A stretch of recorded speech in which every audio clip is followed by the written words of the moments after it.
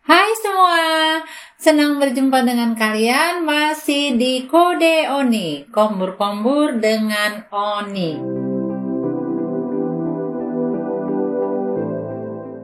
Kali ini aku akan membahas soal bahasa cinta, bahasa kasih. Tapi ini bukan membahas masalah percintaan, tetapi masalah keluarga. Masalah antara suami dan istri, masalah antara orang tua dan anak. Bahasa kasih itu sebenarnya apa sih? Emang penting ya untuk kita bahas? Penting. Banyak masalah-masalah atau problem di rumah tangga yang sebenarnya bukan masalah besar. Hanya karena ketidakmengertian masalah bahasa kasih tadi menjadi hubungan semakin lama semakin dingin dan semakin renggang. Suami merasa istrinya tidak menghargainya, tidak mencintainya. Sementara istri merasa suaminya tidak menyayanginya lagi, tidak mencintainya lagi. Demikian juga antara orang tua sama anak. Orang tua merasa anaknya ini tidak respect, anaknya ini tidak menghargai, anaknya ini tidak menghormati orang tua. Demikian juga si anak. Anak merasa bahwa orang tuanya tidak mengerti dia, orang tuanya tidak menyayangi dia. Tuh kan, berarti ada miss di sini. Ada ketidaknyambungan. Apa ya istilahnya itu ketidaknyambungan itu? Gini, logikanya gini, nggak mungkin suami nggak sayang istri atau istri nggak sayang suami. Mereka kan dulu karena saling sayang-sayangan, saling cinta-cintaan, makanya jadilah perkawinan. Demikian juga nggak mungkin lah orang tua nggak sayang anak, karena hidupnya itu semua kan dia bekerja, berusaha, itu kan untuk anak. Terus nggak mungkin lah anak nggak hormat atau tidak sayang ke orang tua. Nah, situasi yang runyam beginilah yang Oni maksud karena ketidakmengertian tentang bahasa kasih. Apa aja tuh Oni bahasa kasih? Bahasa kasih itu dasarnya yang Oni baca itu ada 5 dasarnya ya. Yang pertama ketuhanan yang bukan Pancasila. Sorry.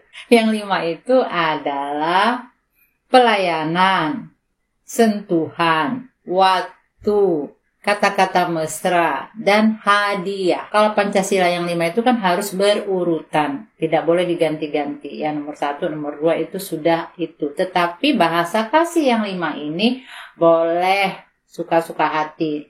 Ganti-gantian itu di mana yang nomor 1, nomor 2 itu boleh. Yang penting unsur yang kelima ini ada. Sejak kapan bahasa kasih itu kita kenalkan sama anak? Sejak anak masih bayi sampai dia umurnya 3 tahun. Jadi batita, bayi 3 tahun. Bahasa kasih yang 5 ini harus kita berikan. Tidak boleh ada yang kurang. Pelayanan.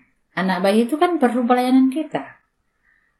Makannya, pakaiannya, memandikannya. Pokoknya semua kebutuhan anak itu kita penuhi. Anak batita itu kan perlu disayang, dibelai-belai, dipeluk, disentuh. Lalu yang ketiga, waktu. Kita harus ada bersama dia. Kalau kita tidak ada, kita harus mewakilkan misalnya baby sister, atau opungnya, atau bapaknya, kakaknya, tantenya, dan lain-lain. Yang penting ada orang di situ. Kita memberikan waktu untuk menemaninya. Itu wajib. Lalu kata-kata mesra, kata-kata yang baik, kata-kata pujian. Sayangku, anakku, cintaku. Itu harus kita berikan kepada anak. Lalu hadiah. Hadiah bukan berarti harus kado, tidak. Tetapi ada aja yang kita kasih ya, seperti boneka, main-mainan, toy-toy, balon, atau apalah yang buat anak-anak senang. Jadi kelima bahasa kasih tadi itu harus kita berikan. Kalau ada yang kurang dari antara yang 5 ini, itulah yang membuat anak menjadi rewel. Terus temperamen, terus bisa saja anak jadi uring-uringan. Ada anak yang kalau minta apa-apa itu kan suka teriak-teriak, nggak bisa tenang. Terus kalau dia mau apa-apa itu harus. Kalau enggak dia marah. Bahkan ada anak yang kalau minta apa itu kan suka guling-guling, salto-salto gitu sampai keinginannya dipenuhi. Kalau keinginannya sudah dipenuhi, apakah dia akan tenang? Ya dia tenang hanya sebentar saja. Kemudian hal lain dia akan mengulah lagi. Pokoknya dia menjadi anak yang rewel. Itu bisa saja karena saat batita yang 5 ini tidak dipenuhi. Lalu setelah itu bagaimana Oni? Setelah 3 tahun, anak itu semakin bertambah umurnya, 5 tahun, 7 tahun, 10 tahun, dan selanjutnya bahasa kasih yang 5 ini tetap ada tetapi tidak perlu semuanya lagi. Semakin nanti bertambah umurnya akan kelihatan 2 yang dominan. Jadi setiap orang punya 2 bahasa kasih yang dominan dari antara yang 5 tadi. Bisa saja seseorang itu punya bahasa kasih pelayanan dengan hadiah. Sementara yang 3 tadi dia butuh sih tetapi tidak begitu. Ini kasih contoh langsung aja ya biar jelas. Ada anak yang suka ngelendot sama mamanya. Suka nyender-nyender sama mamanya. Anak itu suka sentuhan fisik, suka dibelai, suka dipeluk. Berarti bahasa kasihnya adalah sentuhan fisik. Nah, kalau dia punya mama yang bahasa kasihnya sama, itu ini macam. Mantap, nggak ada masalah. Kalau dia ngelendot, mamanya pasti sini saya mau peluk. Gitu. Yang jadi persoalan, anak ini punya mama yang bahasa kasihnya bukan bahasa kasih sentuhan. Mamanya kalau disentuh, dilendot-lendot malah risih. Nah, jadi ketika anaknya ngelendot-ngelendot, mana panas terik gitu kan, mamanya langsung merepet. Apa sih ini ngelendot-ngelendot, kayak nggak punya tulang aja. Sana dulu ah. Panas kayak gini, ngelendot lagi, mana keringatmu nempel lagi. Bagi orang dewasa hal itu biasa, namanya panas terik, lendot-lendot ya kan, kena keringat, itu kan memang risih. Tetapi bagi anak-anak itu sudah menyakitkan hatinya. Karena apa? Karena bahasa kasih dia sentuhan. Itu yang diharapkan dari mamanya. Sementara mamanya risih disentuh-sentuh. Contoh yang lain. Ada anak tuh ya, yang kalau mamanya pulang dari mana-mana, mak bawa apa mak? Gitu. Mama bawa apa? Gitu. Ada ya ditanya. Selalu rajin bertanya. Jadi kalau mamanya bawa cendol, bawa martabak, atau lapet sebiji kalau dari pesta gitu ya kan, dia udah senang kali hatinya, udah bahagia kali rasanya. Itu bahasa kasihnya adalah hadiah. Jadi hadiah itu bukan berarti harus kado yang mahal-mahal gitu, enggak. Bonbon sebiji juga, pokoknya sebelum dari mana-mana mamanya adalah oleh-oleh mamanya itu udah senang deh. Tapi ada juga anak yang nggak suka dibimbingi hadiah. Contohnya nih kan, ada anak yang disuruh mamanya tinggal di rumah. Kau di rumah ya sama abang, atau kau di rumah ya sama bapak. Nanti pulangnya, mama belikan kau motor-motoran, mama belikan kau cendol, mama belikan kau sate padang, misal. Anaknya nggak mau, aku mau ikut. Dibujuk-bujuk lagi. Sebentar aja, pokoknya nanti mama cepat pulang ya, kau di rumah aja gitu. Nggak mau, aku mau ikut.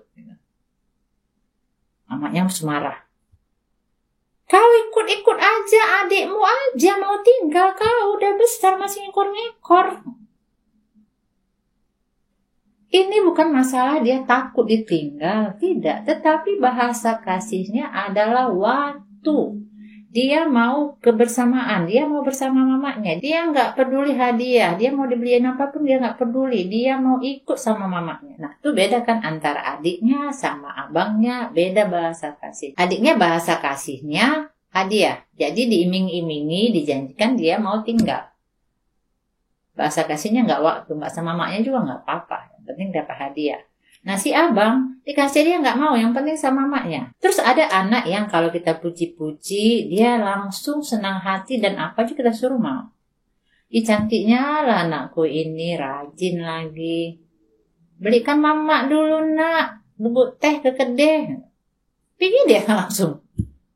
Karena apa? Karena dia memang suka dipuji. Jadi begitu dipuji, Apa aja disuruh mamanya, dia suka-suka aja melaksanakan. Ada juga anak biar dipuji setinggi langit pun dia tak open. Ih gantengnya anakku ini, baik budinya, nak tolong nak, mama sapu halaman gitu. Nggak open dia. Biar kayak mana pun kita puji dia nggak open. Karena bahasa kasihnya bukan pujian. Ada anak yang bahasa kasihnya pelayanan. Jadi dia mau dilayani aja. Pasangkan pitaku lama gitu. Mak tolonglah ini. Pokoknya ada aja dia minta tolong. Sebenarnya dia bisa kerjakan. Kalau nggak ada orang dia bisa kerjakan. Tetapi karena ada mamanya, ada bapaknya, ada kakaknya, dia suka suruh-suruh.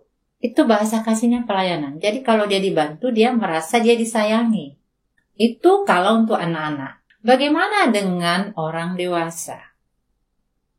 Kita nggak usah jauh-jauh contohkan ya. Kita ke diri kita aja dulu. Bagaimana kita bisa tahu bahasa kasih pasangan kita kalau bahasa kasih kita saja kadang-kadang kita nggak sadar atau nggak tahu. Sama kayak Oni. Aku pun sama. Dulu nggak ngerti aku apa yang 5 bahasa kasih ini.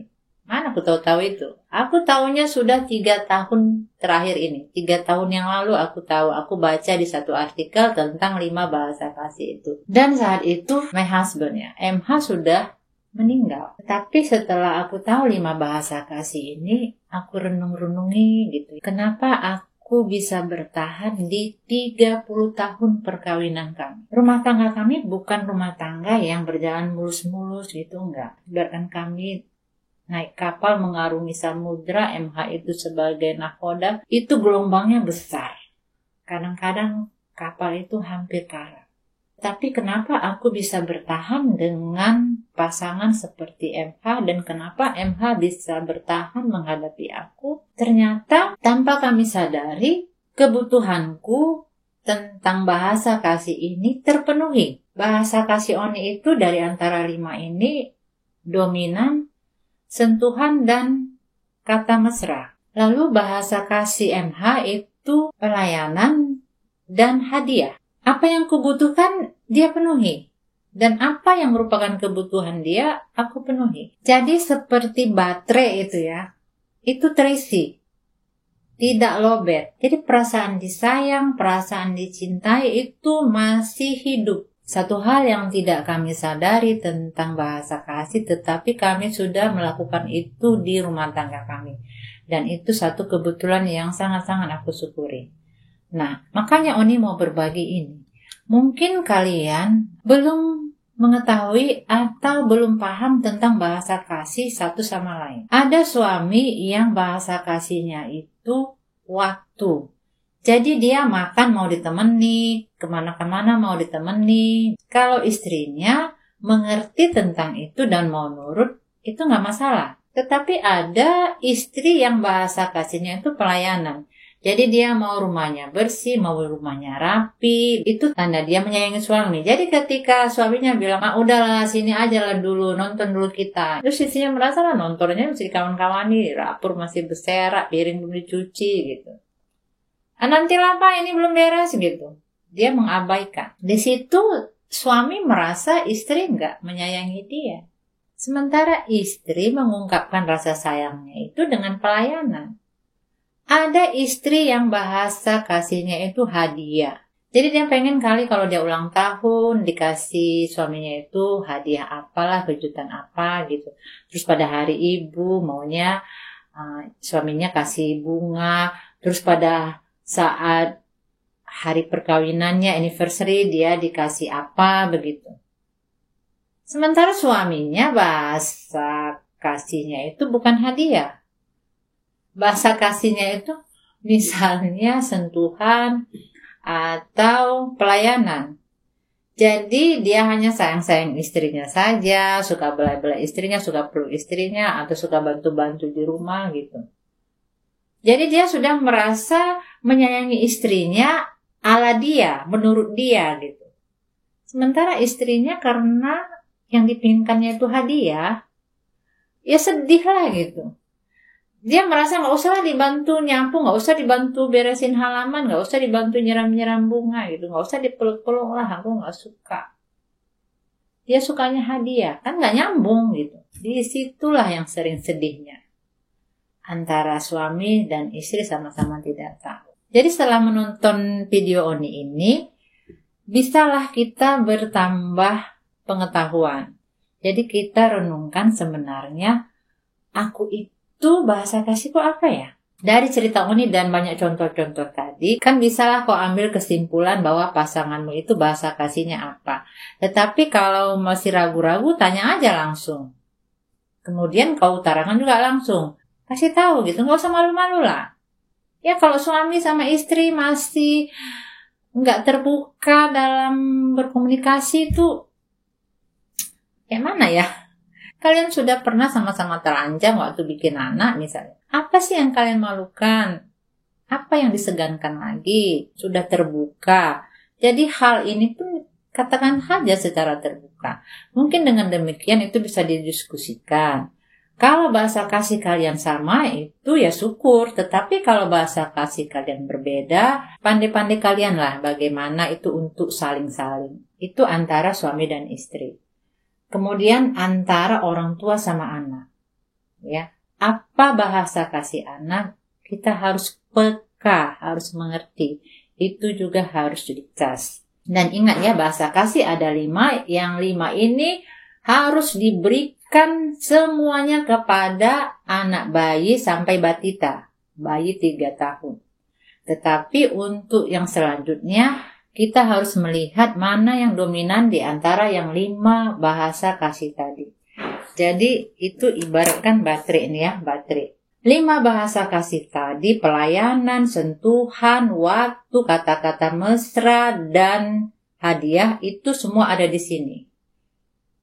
Setiap orang punya 2 yang dominan. Yang dominan itu ada di pinggir sini. Jadi kalau ngecas baterai itu kan harus dua-duanya. Kalau yang 2 ini sudah dicas, maka yang 3 tadi ikut juga hidup tercas karena itu saling bersambungan. Begitu contohnya kira-kira. Oke lah, sampai di sini dulu kombur-kombur kita. Kalau menurut kalian kombur-kombur kita ini bermanfaat, tolong di-subscribe, like, komen, dan share. Tidak ada kata terlambat bagi orang yang mau berubah untuk lebih baik di dalam kehidupannya. Tetap semangat, tetap bahagia supaya kita tetap sehat. Kalau ada kurang-kurangnya mohon dimaklumi karena Oni kayak gitu orangnya.